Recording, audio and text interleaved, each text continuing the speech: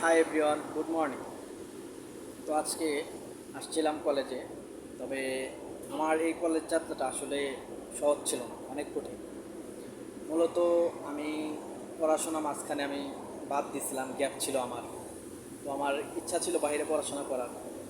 আর মালয়েশিয়াতে যখন part time কাজ এবং পড়াশোনার সুযোগ সুবিধাটা আছে, পার্ট টাইম কাজ বৈধও না, কিন্তু আপনার মাসে আপনার যখন ছুটি থাকে, যেমন আমাদের রবিবার, শনিবার, ঠিক আছে, শুক্রবার, এগুলোতে দেখা যায় ছুটি থাকে।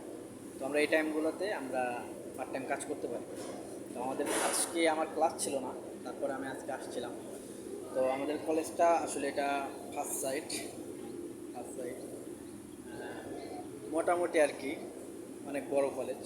এটা মূলত আপনার পড়াশোনার দিক থেকে হাই রেটেড, ভালো একটা মানের কলেজ। কারণ আপনি এখানে পড়াশোনা করলে ইউকে ক্রেডিট ট্রান্সফার পাবেন, এবং আপনার ভিসাতে মাল্টি এন্ট্রি কল, এবং যদি আপনি ডিগ্রিতে আসেন তাহলে আপনি ইউকে, ঠিক আছে, এটার স্ট্যাম্পই পাবেন। ঠিক আছে, ক্রেডিট ট্রান্সফার যে হবে এটা মূলত 17% শিওর। কিন্তু আপনি যদি ডিপ্লোমা করেন, ডিপ্লোমা বিজনেস করেন, এগুলো কমপ্লিট করার পর আপনি হয়তো ইউকে ক্রেডিট ট্রান্সফার নিতে পারবেন, তার আগে নিতে পারবেন না।